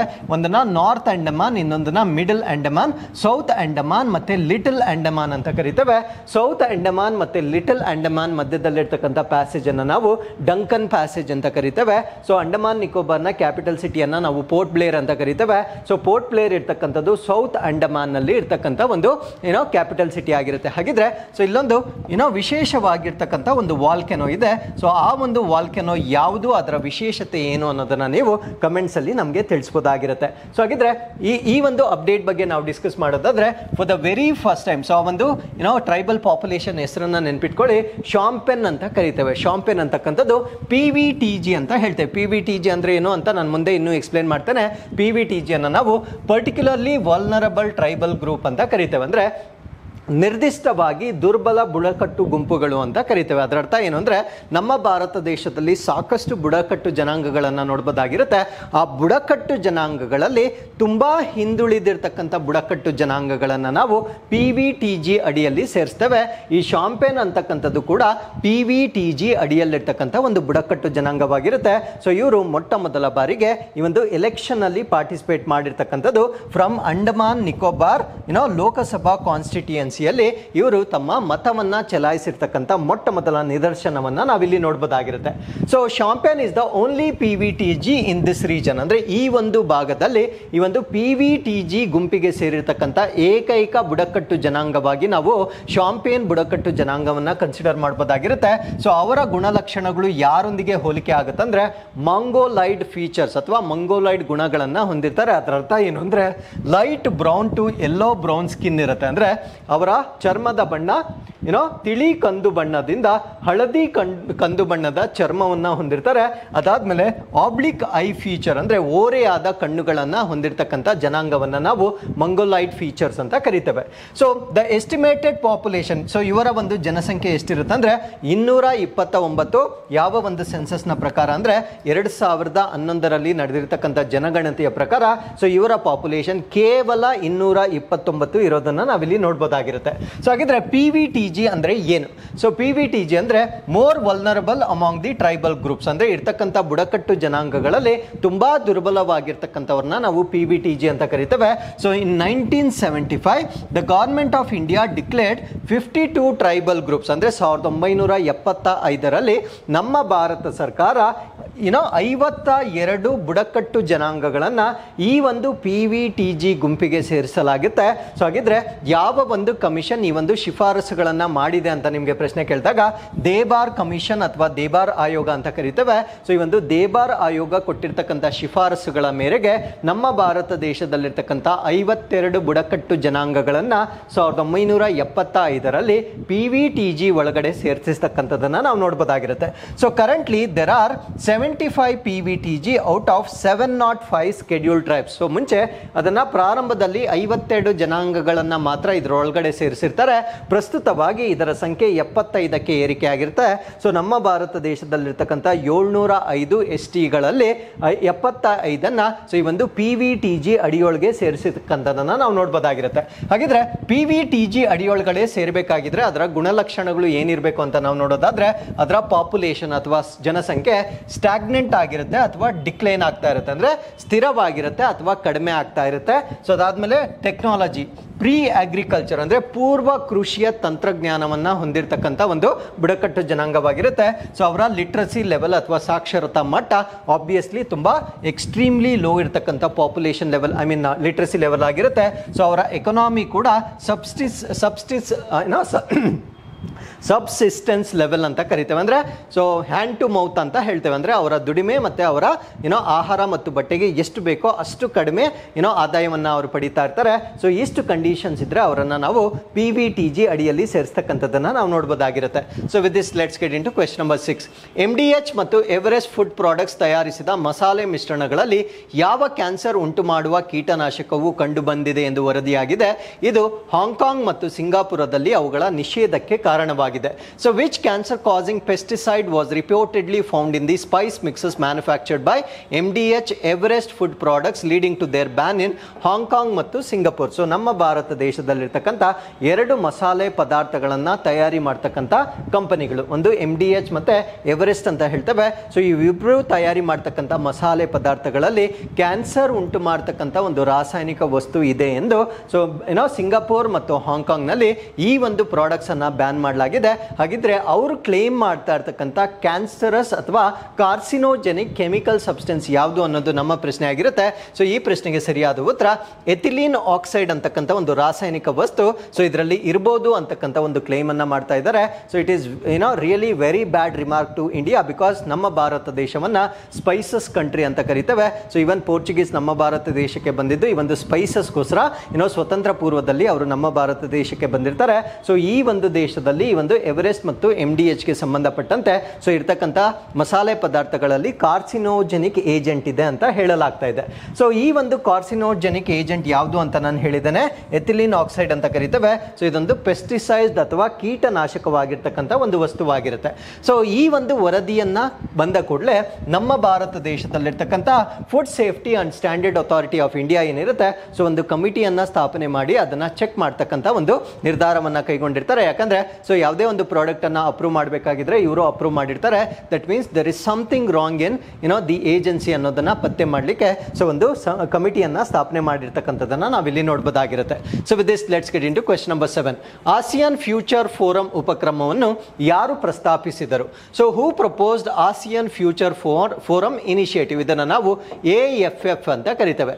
ಸೊ ಆಸಿಯಾನ್ ಅಂತಕ್ಕಂಥದ್ದು ಕೆಲವೊಂದು ರಾಷ್ಟ್ರಗಳ ಗುಂಪಾಗಿರುತ್ತೆ. ಆ ರಾಷ್ಟ್ರಗಳು ಯಾವುದು ಅಂತ ನಾನು ಡಿಸ್ಕಸ್ ಮಾಡ್ತೇನೆ. ಸೊ ಆ ಒಂದು ಗುಂಪಿನಲ್ಲಿ ಒಂದು ಫೋರಂ ಅನ್ನ ಕ್ರಿಯೇಟ್ ಮಾಡ್ತಕ್ಕಂಥ ಒಂದು ಪ್ರಪೋಸಲ್ ಅನ್ನ ಮಾಡಿರ್ತಾರೆ.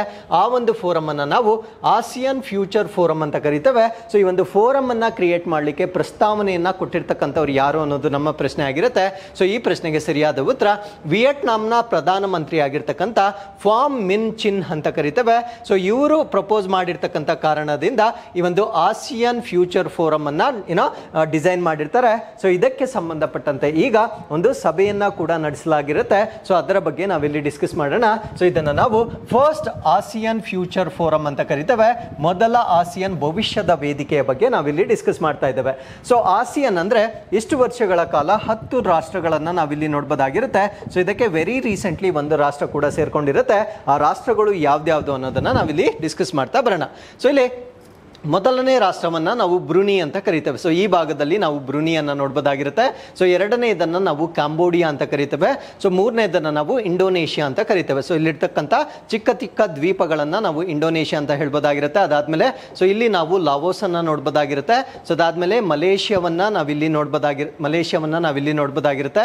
ಸೊ ಅದಾದ್ಮೇಲೆ we have Myanmar, so which is bordering our country. So ಅದಾದ್ಮೇಲೆ ಫಿಲಿಪೈನ್ಸ್ ಅನ್ನ ನಾವು ನೋಡಬಹುದಾಗಿರುತ್ತೆ.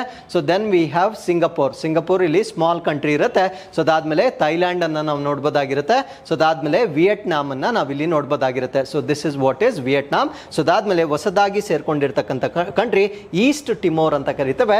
ಸೊ 11 ರಾಷ್ಟ್ರಗಳನ್ನ ಈ ಒಂದು ಆಸಿಯನ್ ಗುಂಪಿನಲ್ಲಿ ನಾವು ನೋಡ್ಬೋದಾಗಿರುತ್ತೆ. ಸೊ ಇದಕ್ಕೆ ಸಂಬಂಧಪಟ್ಟಂತೆ ಒಂದು ಫ್ಯೂಚರ್ ಫೋರಂ ಅಂತ ಇವಾಗ ಕ್ರಿಯೇಟ್ ಮಾಡಿರ್ತಾರೆ. ಸೊ ಅದು ಮೊಟ್ಟ ಮೊದಲ ವೇದಿಕೆಯಾಗಿ ಡಿಸ್ಕಸ್ ಮಾಡಿರ್ತಕ್ಕಂಥದ್ದನ್ನ ನಾವಿಲ್ಲಿ ಗಮನಿಸಬಹುದಾಗಿರುತ್ತೆ. ಸೊ ಹಾಗಿದ್ರೆ ಈ ಒಂದು ಮ್ಯಾಪ್ ಅಲ್ಲಿ ನಾನು ಕೇಳ್ತಾ ಇರ್ತಕ್ಕಂಥ ಇನ್ನೊಂದು ಪ್ರಶ್ನೆ ಏನು ಅಂದ್ರೆ, ಸೊ ನಮ್ಮ ಇಂಡೋ ಬರ್ಮನ್ ಹಾಟ್ಸ್ಪಾಟ್ ಅಂತ ಕರಿತೇವೆ. ಸೊ ಇಂಡೋ ಬರ್ಮನ್ ಹಾಟ್ಸ್ಪಾಟ್ ಅಂತ ಕರಿತೇವೆ. ಇಂಡೋ ಬರ್ಮನ್ ಹಾಟ್ಸ್ಪಾಟ್ ನಲ್ಲಿ ಇರ್ತಕ್ಕಂಥ ಕಂಟ್ರೀಸ್ಗಳು ಯಾವ್ದಾವ್ದು ಅನ್ನೋದನ್ನ ನೀವು ನಮಗೆ ಕಮೆಂಟ್ಸ್ ಅಲ್ಲಿ ತಿಳಿಸಬಹುದಾಗಿರುತ್ತೆ. ಸೊ ನಾನು ಇವಾಗ ಡಿಸ್ಕಸ್ ಮಾಡ್ತಾ ಇರ್ತಕ್ಕಂಥ ಕಾನ್ಸೆಪ್ಟ್ ಏನಕ್ಕೆ ಸಂಬಂಧಪಟ್ಟಿದ್ದು ಅಂದ್ರೆ ಆಸಿಯನ್ ಫ್ಯೂಚರ್ ಫೋರಮ್ಗೆ ಸಂಬಂಧಪಟ್ಟಿದ್ದು. ಸೊ ಇದನ್ನ ಯಾರು ಪ್ರಪೋಸ್ ಮಾಡಿದ್ರು ಅಂತ ನಾನು ಪ್ರಶ್ನೆಯಲ್ಲೇ ಹೇಳಿದ್ದೇನೆ. ಸೊ ಇದಕ್ಕೆ ಒಂದು ಥೀಮ್ ಅನ್ನ ಇಟ್ಕೊಂಡಿರ್ತಾರೆ. ಆ ಥೀಮ್ ಏನು ಅಂದ್ರೆ towards fast and sustainable growth of people centred ASEAN community ಅಂತಕ್ಕಂಥದ್ದು ಇದರ ಥೀಮ್ ಆಗಿರುತ್ತೆ. ಅಂದರೆ ಜನ ಕೇಂದ್ರಿತವಾಗಿರ್ತಕ್ಕಂಥ ಆಸಿಯನ್ ಸಮುದಾಯದ ವೇಗದ ಮತ್ತು ಸುಸ್ಥಿರ ಬೆಳವಣಿಗೆಯ ಕಡೆಗೆ ಅಂತಕ್ಕಂಥದ್ದು ಸೊ ಈ ಒಂದು ಫೋರಮ್ನಲ್ಲಿ ಇರ್ತಕ್ಕಂಥ ಒಂದು ಥೀಮ್ ಆಗಿರುತ್ತೆ. The forum aimed at creating common platform for ASEAN member States. ಅಂದರೆ ಸೊ ಈ ಒಂದು ಫ್ಯೂಚರ್ ಫೋರಮ್ ಏನಿದೆ ಅದು ಎಲ್ಲ ರಾಷ್ಟ್ರಗಳಿಗೆ ಒಂದು ವೇದಿಕೆಯನ್ನು ಸೃಷ್ಟಿ ಮಾಡ್ತಕ್ಕಂಥ ಒಂದು ಫೋರಮ್ ಆಗಿರುತ್ತೆ. So as well as partner countries, ಅಂದರೆ ಬರೀ ಮೆಂಬರ್ ಕಂಟ್ರೀಸ್ ಅಲ್ಲ, ಸೊ ಇದರ ಜೊತೆ ಪಾಲುದಾರಿಕೆಯನ್ನ ಹೊಂದಿರತಕ್ಕಂಥ ರಾಷ್ಟ್ರಗಳಿಗೆ ಒಂದು ಫೋರಮ್ ಅನ್ನು ಕ್ರಿಯೇಟ್ ಮಾಡಲಾಗುತ್ತೆ to contribute to promoting and shaping blocks development path. ಅಂದ್ರೆ ಈ ಒಂದು ಬ್ಲಾಕ್ ಅಲ್ಲಿರ್ತಕ್ಕಂಥ ರಾಷ್ಟ್ರಗಳ ಅಭಿವೃದ್ಧಿಗೆ ಬೇಕಾಗಿರ್ತಕ್ಕಂಥ ವಿಷಯಗಳನ್ನ ಚರ್ಚೆ ಮಾಡ್ತಕ್ಕಂಥ ಒಂದು ಫೋರಮ್ ಅನ್ನ ಇಲ್ಲಿ ಕ್ರಿಯೇಟ್ ಮಾಡಲಾಗಿರುತ್ತೆ.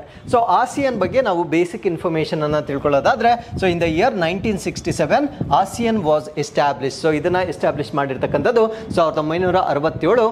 ಈ ಒಂದು ಡಿಕ್ಲರೇಷನ್ ಅನ್ನ ನಾವೇನಂತ ಕರಿತೀವಿ ಅಂದ್ರೆ ಬ್ಯಾಂಕಾಕ್ ಡಿಕ್ಲರೇಷನ್ ಅಥವಾ ಬ್ಯಾಂಕಾಕ್ ಘೋಷಣೆ ಅಂತ ಕರಿತೇವೆ. ಸೊ ಈ ಒಂದು ಆಸಿಯನ್ನ ಕ್ರಿಯೇಟ್ ಮಾಡಿರ್ತಕ್ಕಂಥ ಫೌಂಡಿಂಗ್ ಫಾದರ್ಸ್ ಅಥವಾ ಸಂಸ್ಥಾಪನಾ ಪಿತಾಮಹರು ಯಾರ್ಯಾರು ಅಂದ್ರೆ ಇಂಡೋನೇಷಿಯಾ, ಮಲೇಷಿಯಾ, ಫಿಲಿಪೈನ್ಸ್, ಸಿಂಗಾಪುರ್ ಮತ್ತೆ ಥೈಲ್ಯಾಂಡ್. ಸೊ ಇದರ ಫೌಂಡಿಂಗ್ ಫಾದರ್ಸ್ ಆಗಿರ್ತಾರೆ. ಸೊ ಇದರ ಮೋಟೋ ಏನು ಅಂದ್ರೆ one identity, one community, one vision. ಅಂದ್ರೆ ಒಂದು ದೃಷ್ಟಿ, ಒಂದು ಗುರುತು ಮತ್ತು ಒಂದು ಸಮುದಾಯ ಅಂತಕ್ಕಂಥದ್ದು ಈ ಒಂದು ಆಸಿಯನ್ ಗ್ರೂಪ್ ನ ಒಂದು ಥೀಮ್ ಆಗಿರುತ್ತೆ. ಸೊ ಆಸಿಯನ್ 8 ಆಗಸ್ಟ್ ಅನ್ನ ನಾವು ಆಸಿಯನ್ ಡೇ ಆಗಿ ಸೆಲೆಬ್ರೇಟ್ ಮಾಡ್ತೇವೆ. ಸೊ ಆಸಿಯನ್ ಹೆಡ್ ಕ್ವಾರ್ಟರ್ಸ್ ಅನ್ನ ನಾವು ಇಂಡೋನೇಷಿಯಾದ ಜಕಾರ್ತದಲ್ಲಿ ನಾವು ನೋಡಬಹುದಾಗಿರುತ್ತೆ. ಸೊ ಇದರ ಮೆಂಬರ್ ನೇಷನ್ಸ್ ಯಾವ್ದು ಅಂತ ಹೇಳಿದ್ದೇನೆ. ಸೊ 4, ಅದಾದ್ಮೇಲೆ 10, ಸೊ ಅದಾದ್ಮೇಲೆ 11ನೇದು, ಸೊ 11ನೇದು ಈಸ್ಟ್ ತಿಮೋರ್ ಅಂತ ನಮಗೆ ಗೊತ್ತಿರಬೇಕಾಗಿರುತ್ತೆ. ಸೊ ಇಷ್ಟು ಈ ಒಂದು ಆಸಿಯನ್ ನಲ್ಲಿ ಬರ್ತಕ್ಕಂಥ ಸದಸ್ಯ ರಾಷ್ಟ್ರಗಳಾಗಿರ್ತವೆ. So with this let's get into question number 8. AI ಮಾದರಿ ಅಭಿವೃದ್ಧಿಯಲ್ಲಿ ಮೈಕ್ರೋಸಾಫ್ಟ್ನಲ್ಲಿ ಇತ್ತೀಚೆಗೆ ಅಭಿವೃದ್ಧಿಯ ಹೆಸರೇನು? So what is the name of the Microsoft latest advancement in AI model development? ಅಂದರೆ ಮೈಕ್ರೋಸಾಫ್ಟ್ ವತಿಯಿಂದ ಇತ್ತೀಚೆಗೆ ಡೆವಲಪ್ ಮಾಡಿರ್ತಕ್ಕಂಥ ಆರ್ಟಿಫಿಷಿಯಲ್ ಇಂಟೆಲಿಜೆನ್ಸ್ ಮಾದರಿಯನ್ನು ಏನಂತ ಕರಿತೇವೆ ಅನ್ನೋದು ನಮ್ಮ ಪ್ರಶ್ನೆ ಆಗಿರುತ್ತೆ. ಸೊ ಈ ಪ್ರಶ್ನೆಗೆ ಸರಿಯಾದ ಉತ್ತರ 5.3 ಮಿನಿ ಅಂತ ಕರಿತೇವೆ. ಸೊ ಈ ಒಂದು 5.3 ಮಿನಿ ಅಂತಕ್ಕಂಥದ್ದನ್ನು ಡೆವಲಪ್ ಮಾಡಿರ್ತಕ್ಕಂಥವ್ರು ಮೈಕ್ರೋಸಾಫ್ಟ್ ವತಿಯಿಂದ ಡೆವಲಪ್ ಆಗಿರ್ತಕ್ಕಂಥ ಆರ್ಟಿಫಿಷಿಯಲ್ ಇಂಟೆಲಿಜೆನ್ಸ್ ನಾವು 5.3 ಅಂತ ಕರಿತೇವೆ. ಸೊ ಇದು ಒಂದು AI ಮಾಡ್ಯೂಲ್ ಆಗಿರುತ್ತೆ. ಸೊ ಈ ಒಂದು AI ಮಾಡ್ಯೂಲ್ ನಲ್ಲಿರ್ತಕ್ಕಂಥ ಒಂದು ವಿಶೇಷತೆ ಅಥವಾ ಸ್ಪೆಷಾಲಿಟಿ ಏನಂದ್ರೆ, so it has 3.8 billion parameter language models. ಅಂದ್ರೆ ಭಾಷೆಗಳಿಗೆ ಸಂಬಂಧಪಟ್ಟಂತೆ 3.8 ಬಿಲಿಯನ್ ಪ್ಯಾರಾಮೀಟರ್ಸ್ ಅನ್ನ ಹೊಂದಿರತಕ್ಕಂಥ ಒಂದು ಕೃತಕ ಬುದ್ಧಿಮತ್ತೆ ಇದಾಗಿರುತ್ತೆ. ಸೊ ಇದು ಈ ಒಂದು ಕ್ಯಾಟಗರಿಯಲ್ಲಿ ಇರ್ತಕ್ಕಂಥ ಎಲ್ಲ ಆರ್ಟಿಫಿಷಿಯಲ್ ಇಂಟೆಲಿಜೆನ್ಸ್ ಸಿಸ್ಟಮ್ಸ್ ಏನಿರ್ತವೆ ಅದಕ್ಕಿಂತ ಹೆಚ್ಚಿನ ಪರ್ಫಾರ್ಮೆನ್ಸ್ ಅನ್ನ ಹೊಂದಿರತಕ್ಕಂಥ ಆರ್ಟಿಫಿಷಿಯಲ್ ಇಂಟೆಲಿಜೆನ್ಸ್ ಟೂಲ್ ಆಗಿ ನಾವು ಇದನ್ನ ಕನ್ಸಿಡರ್ ಮಾಡಬಹುದಾಗಿರುತ್ತೆ.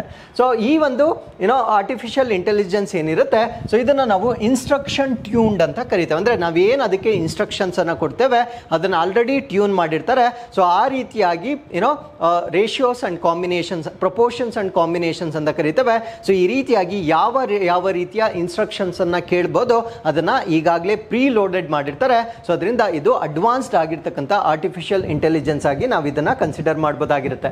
So with this we are come to snippets. 25th April ಅನ್ನು ನಾವು ವರ್ಲ್ಡ್ ಪೆಂಗ್ವಿನ್ ಡೇ ಅಥವಾ ವಿಶ್ವ ಪೆಂಗ್ವಿನ್ ದಿನವಾಗಿ ನಾವು ಆಚರಣೆ ಮಾಡ್ತೇವೆ.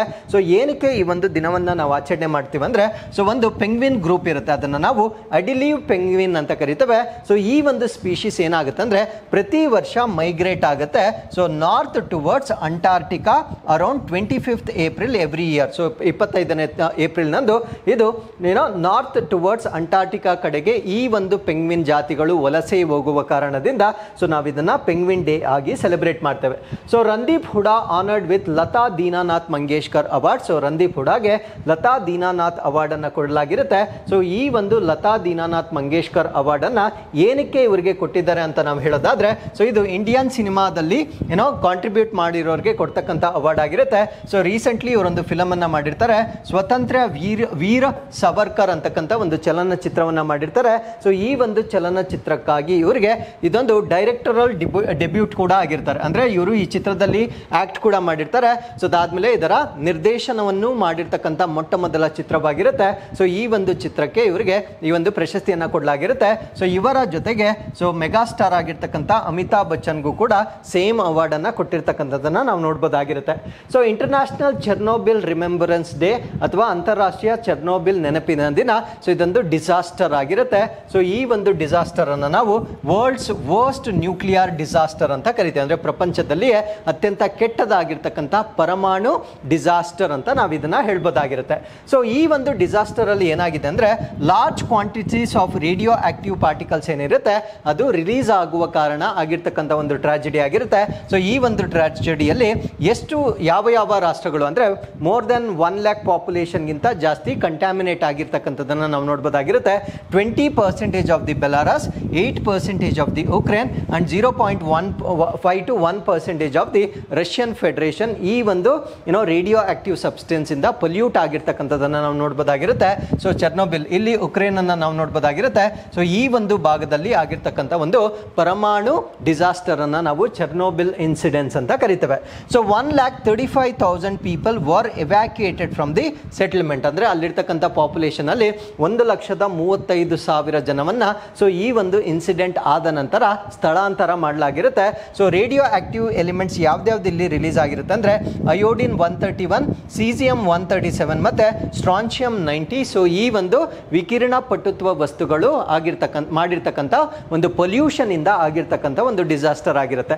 ಸೊ ಈ ಒಂದು ಡಿಸಾಸ್ಟರ್ ನಲ್ಲಿ 31 ಡೈರೆಕ್ಟ್ ಡೆತ್ಸ್ ಆಗಿರುತ್ತೆ. ಅಂದ್ರೆ 31 ಜನ ನೇರವಾಗಿ ನಿಧನ ಹೊಂದಿರ್ತಾರೆ. 1000 suffered cancer causing side effects. ಅಂದ್ರೆ ಸಾವಿರಾರು ಜನರು ಕ್ಯಾನ್ಸರ್ ನಿಂದ ಆಗ್ತಕ್ಕಂಥ ಒಂದು ಸೈಡ್ ಎಫೆಕ್ಟ್ಸ್ ಅಥವಾ ಅಡ್ಡ ಪರಿಣಾಮಗಳಿಂದ ಅವರು ತೊಂದರೆಗೆ ಈಡಾಗಿರ್ತಾರೆ. ಸೊ ಈ ಒಂದು ಭಾಗದಲ್ಲಿ so you can see Ukraine here. So Ukraine was I think probably it was part of Russian Soviet Union ಅಂತ ನಾವೇನು ಕರಿತಾ ಇದ್ವಿ ಅದರ ಭಾಗವಾಗಿರುತ್ತೆ. ಸೊ ಆ ಒಂದು ಸಮಯದಲ್ಲಿ ಈ ಭಾಗದಲ್ಲಿ ಆಗಿರ್ತಕ್ಕಂಥ ಒಂದು ಘಟನೆಯನ್ನು ನಾವು ಚೆರ್ನೋಬಿಲ್ ಡಿಸಾಸ್ಟರ್ ಅಂತ ಕರಿತೇವೆ. ಸೊ ಇದು ಈ ಒಂದು ದಿನವನ್ನ ನಾವು ಅಬ್ಸರ್ವ್ ಮಾಡ್ತಕ್ಕಂಥದ್ದು ಪ್ರತಿ ವರ್ಷ 26ನೇ ಏಪ್ರಿಲ್ ಅಬ್ಸರ್ವ್ ಮಾಡ್ತಕ್ಕಂಥ ಒಂದು ದಿನವಾಗಿರುತ್ತೆ. ಸೊ ಈ ಒಂದು ಚೆರ್ನೋಬಿಲ್ ನ್ಯೂಕ್ಲಿಯರ್ ಡಿಸಾಸ್ಟರ್ ಅಥವಾ ವಿಪತ್ತಿನಲ್ಲಿ ಸೊ ಸಾವನ್ನಪ್ಪಿರ್ತಕ್ಕಂಥವರಿಗೆ ಗೌರವವನ್ನ ಸೂಚಿಸ್ತಕ್ಕಂಥ ಒಂದು ದಿನವಾಗಿರುತ್ತೆ. So it marks the date of accident in 1986 1986ರಲ್ಲಿ ಆಗಿರ್ತಕ್ಕಂಥ ಆಘಾತವನ್ನ ಸೂಚಿಸ್ತಕ್ಕಂಥ ಒಂದು ದಿನಾಂಕವಾಗಿರುತ್ತೆ. So UN recognition so designed by the United Nations in 2016 ಅಂದ್ರೆ ಈ ಒಂದು ದಿನವನ್ನ ವಿನ್ಯಾಸಗೊಳಿಸಿರ್ತಕ್ಕಂಥವರು ವಿಶ್ವಸಂಸ್ಥೆ 2016ರಲ್ಲಿ ಇದನ್ನ ವಿನ್ಯಾಸಗೊಳಿಸಲಾಗಿರುತ್ತೆ. ಸೊ ಚೆರ್ನೋಬಿಲ್ ಇನ್ಸಿಡೆಂಟ್ ಡೇಟ್ಸ್ ಎಲ್ಲ ನಮಗೆ ಗೊತ್ತಾಯ್ತು. ಸೊ ಇದನ್ನು ನಾವು one of the most catastrophic nuclear accidents ಅಂತ ಕರೀತೀವಿ. ಅಂದ್ರೆ ಅತ್ಯಂತ ದುರಂತವಾಗಿರ್ತಕ್ಕಂಥ ಪರಮಾಣುವಾಗಿರ್ತಕ್ಕಂಥ ವಿಪತ್ತು ಅಂತ ನಾವು ಇದನ್ನ ಕನ್ಸಿಡರ್ ಮಾಡಬಹುದಾಗಿರುತ್ತೆ. ಸೊ ಇದು ಉಕ್ರೇನ್ ಅಲ್ಲಿ ಸಂಭವಿಸಿರುತ್ತೆ. So which was the part of Soviet Union. ಅಂದ್ರೆ ಆ ಸಮಯದಲ್ಲಿ ಅದು ಸೋವಿಯತ್ ಯೂನಿಯನ್ ನ ಭಾಗವಾಗಿರ್ತಕ್ಕಂಥ ಉಕ್ರೇನ್ ಅಲ್ಲಿ ಸಂಭವಿಸಿರುತ್ತೆ. ಡ್ಯೂರಿಂಗ್ ಅ ಸೇಫ್ಟಿ ಟೆಸ್ಟ್ ಅಂದ್ರೆ ಆ ಒಂದು ರಿಯಾಕ್ಟರ್ ಏನಿರುತ್ತೆ ಸೊ ಅದರ ಸುರಕ್ಷಣಾ ಪರೀಕ್ಷೆಯನ್ನ ಮಾಡುವ ಸಮಯದಲ್ಲಿ ಆಗಿರ್ತಕ್ಕಂಥ ಒಂದು ಡ್ಯಾಮೇಜ್ ನಿಂದ ಸೊ ಈ ಒಂದು ಸೀರೀಸ್ ಆಫ್ ಎಕ್ಸ್ಪ್ಲೋಷನ್ಸ್ ಆಗಿರ್ಲಿಕ್ಕೆ ಇದು ಕಾರಣವಾಗಿರುತ್ತೆ. ಸೊ ಇಲ್ಲಿ large quantities of radio active substance release ಆಗಿರುತ್ತೆ. ಸೊ ಇದರಿಂದ more then 1 lakh people as I told you before so 1 ಲಕ್ಷಕ್ಕಿಂತ ಹೆಚ್ಚು ಜನರನ್ನ ಸ್ಥಳಾಂತರ ಮಾಡಿರ್ತಕ್ಕಂಥ ಒಂದು ಇನ್ಸಿಡೆಂಟ್ ಇದಾಗಿರುತ್ತೆ. ಸೊ 2 ಪ್ಲಾಂಟ್ ವರ್ಕರ್ಸ್ ಅಲ್ಲೇ ಸತ್ತೋಗ್ತಾರೆ. ಅದ್ರ ಜೊತೆಗೆ 28 ಜನ ನೇರವಾಗಿ ಸಾವಾಗ್ತಕ್ಕಂಥದ್ದನ್ನ ನಾವು ನೋಡಬಹುದಾಗಿರುತ್ತೆ. ಸೊ ಇದಾದ ನಂತರ ಕೂಡ ಲಾಂಗ್ ಟರ್ಮ್ ಹೆಲ್ತ್ ಕಾಂಪ್ಲಿಕೇಶನ್ಸ್ ಅಂದ್ರೆ ಅದಾಗಿದ ನಂತರ ಬಹುಕಾಲ ವರ್ಷಗಳ ನಂತರ ಸೊ ಇದರಿಂದ ಆಗ್ತಕ್ಕಂಥ ದುಷ್ಪರಿಣಾಮಗಳನ್ನ ಎದುರಿಸಿರ್ತಕ್ಕಂಥ ಒಂದು ವಿಪತ್ತಾಗಿ ನಾವು ಇದನ್ನ ಕನ್ಸಿಡರ್ ಮಾಡಬಹುದಾಗಿರುತ್ತೆ. So new chairman of WFI 7-member athletes panel. So 7 ಸದಸ್ಯರನ್ನ ಹೊಂದಿರತಕ್ಕಂಥ ಒಂದು ಅಥ್ಲೆಟ್ಸ್ ಪ್ಯಾನಲ್ ಅನ್ನ ಮಾಡಿರ್ತಾರೆ. ಸೊ ಈ ಒಂದು ಪ್ಯಾನಲ್ಗೆ ಈಗ ಮುಖ್ಯಸ್ಥರನ್ನ ಆಯ್ಕೆ ಮಾಡಲಾಗಿರುತ್ತೆ. ಸೊ ಫಾರ್ಮರ್ ರೆಸ್ಲರ್ ಆಗಿರ್ತಕ್ಕಂಥ ನರ್ಸಿಂಗ್ ಯಾದವ್ ರನ್ನ ಸೊ ಈ ಒಂದು wrestling federation of India WFI ಅಂತ ನಾವೇನು ಹೇಳ್ತೇವೆ ಅಂದ್ರೆ ಕುಸ್ತಿ ಪಟುಗಳ ಒಂದು ಫೆಡರೇಷನ್, ಇದಕ್ಕೆ ಈಗ ಚೇರ್ಮನ್ ಅನ್ನ ಆಯ್ಕೆ ಮಾಡಿರ್ತಾರೆ. ಆ ಚೇರ್ಮನ್ ಯಾರು ಅಂದ್ರೆ ನರ್ಸಿಂಗ್ ಯಾದವ್ ಅನ್ನ ಈಗ ಆಯ್ಕೆ ಮಾಡಿರ್ತಾರೆ. ಸೊ ಈ ಒಂದು ವರ್ಲ್ಡ್ ಫೆಡರೇಷನ್ ಆಫ್ ಇಂಡಿಯಾದಲ್ಲಿ ರೆಸ್ಲಿಂಗ್ ಫೆಡರೇಷನ್ ಆಫ್ ಇಂಡಿಯಾದಲ್ಲಿ 7 ಮೆಂಬರ್ ಅಥ್ಲೆಟ್ಸ್ ಪ್ಯಾನಲ್ ಅನ್ನ ನಾವು ನೋಡಬಹುದಾಗಿರುತ್ತೆ. ಸೊ ಈ ಒಂದು ಪ್ಯಾನಲ್ ನ ಚೇರ್ಮನ್ ಆಗಿ ನರ್ಸಿಂಗ್ ಯಾದವ್ ಅವರನ್ನ ಆಯ್ಕೆ ಮಾಡಲಾಗಿರುತ್ತೆ. ಸೊ ಏನಕ್ಕೆ ಅಥವಾ ಯಾವ ಕಾರಣಕ್ಕಾಗಿ ಇದನ್ನ ಆಯ್ಕೆ ಮಾಡಿದ್ದಾರೆ ಅಂತ ಹೇಳಿದಾಗ ಸೊ ಬ್ಯಾಕ್ ಗ್ರೌಂಡ್, ಸೊ ಇವರ ಬ್ಯಾಕ್ ಗ್ರೌಂಡ್ ಅನ್ನು ನಾವು ಹೇಳೋದಾದ್ರೆ ಈಸ್ ಫಾರ್ಮರ್ ಕಾಮನ್ವೆಲ್ತ್ ಗೇಮ್ಸ್ ಅಲ್ಲಿ ಗೋಲ್ಡ್ ಮೆಡಲಿಸ್ಟ್ ಆಗಿರ್ತಾರೆ. ಅಂದ್ರೆ ಸೊ ಕಾಮನ್ವೆಲ್ತ್ ಗೇಮ್ಸ್ ನಲ್ಲಿ ಚಿನ್ನದ ಪದಕವನ್ನ ಗೆದ್ದಿರ್ತಕ್ಕಂಥ ಮಾಜಿ ಕುಸ್ತಿ ಪಟುವಾಗಿ ನಾವು ಇವರನ್ನ ನೋಡಬಹುದಾಗಿರುತ್ತೆ. ಸೊ ಈ ಒಂದು ಪ್ಯಾನಲ್ ಅನ್ನ ಮಾಡಿರ್ತಕ್ಕಂಥ ಪರ್ಪಸ್ ಅಥವಾ ಉದ್ದೇಶ ಏನು ಅಂದ್ರೆ the formation of the panel was mandated by the United World Wrestling to resolve the grievances of the protesting wrestlers. So ಇತ್ತೀಚೆಗೆ ನಮ್ಮ ಭಾರತ ದೇಶದಲ್ಲಿ ಕುಸ್ತಿಪಟುಗಳು ಪ್ರೊಟೆಸ್ಟ್ ಮಾಡ್ತಾ ಇರ್ತಕ್ಕಂಥದ್ದನ್ನ ನೀವು ಕೂಡ ಸುದ್ದಿಗಳಲ್ಲಿ ನೋಡಿರ್ತೀರಾ. ಸೊ ಅವರ ಕುಂದುಕೊರತೆಗಳೇನಿದ್ದಾವೆ ಅದನ್ನ ನಿವಾರಣೆ ಮಾಡಬೇಕು ಅಂತ ಈ ಒಂದು world wrestling United World wrestling ಏನಿರುತ್ತೆ ಸೊ ಇದು ಕಡ್ಡಾಯಗೊಳಿಸಿರುತ್ತೆ. ಈ ಕಡ್ಡಾಯಗೊಳಿಸಿರುವ ಕಾರಣದಿಂದ ಸೊ ರೆಸ್ಲಿಂಗ್ ಫೆಡರೇಷನ್ ಆಫ್ ಇಂಡಿಯಾದ ಚೇರ್ಮನ್ ಆಗಿ ನರ್ಸಿಂಗ್ ಯಾದವ್ ಅವರನ್ನ ಆಯ್ಕೆ ಮಾಡಿರ್ತಕ್ಕಂಥದ್ದನ್ನ ನಾವಿಲ್ಲಿ ನೋಡಬಹುದಾಗಿರುತ್ತೆ. ಸೊ ಸಿಗ್ನಿಫಿಕೆನ್ಸ್ ಅಥವಾ ಇದರ ಪ್ರಾಮುಖ್ಯತೆ ಏನು ಅಂದ್ರೆ so this election comes after a period of controversy with in the WFI including allegations against the previous WFI president. ಅಂದ್ರೆ ಈ ಒಂದು ಸೊ ಪ್ರೀವಿಯಸ್ WFI ಪ್ರೆಸಿಡೆಂಟ್ ಯಾರಿರ್ತಾರೆ ಸೊ ಇವರ ಮೇಲೆ ಬಂದಿರತಕ್ಕಂಥ ಅಲಿಗೇಷನ್ಸ್ ನ ಕಾರಣದಿಂದ ಈ ಒಂದು ನಿರ್ಧಾರವನ್ನ ತೆಗೆದುಕೊಂಡಿರ್ತಾರೆ. So step towards addressing the concerns of the athletes, ಅಂದ್ರೆ ಈ ಒಂದು ಅಥ್ಲೆಟ್ಸ್ ಒಂದು ಕನ್ಸರ್ನ್ಸ್ ಏನಿರುತ್ತೆ ಸೊ ಅದನ್ನ ನಿವಾರಣೆ ಮಾಡ್ತಕ್ಕಂಥ ಒಂದು ಹೆಜ್ಜೆಯಾಗಿ ನಾವು ಇದನ್ನ ಕನ್ಸಿಡರ್ ಮಾಡಬಹುದಾಗಿರುತ್ತೆ. So wrestling federation of India ಬಗ್ಗೆ ಮಾಹಿತಿಯನ್ನು ನಾವು ತಿಳ್ಕೊಳ್ಳೋದಾದ್ರೆ ಇದನ್ನ ನಾವು national governing body for the sports of wrestling ಅಂತ ಕರೀತೇವೆ. ಅಂದ್ರೆ ಈ ಒಂದು ಕುಸ್ತಿಗೆ ಸಂಬಂಧಪಟ್ಟಂತೆ ಆಡಳಿತ ಮಂಡಳಿಯಾಗಿ ನಾವು ಇದನ್ನ ಕನ್ಸಿಡರ್ ಮಾಡಬಹುದಾಗಿರುತ್ತೆ.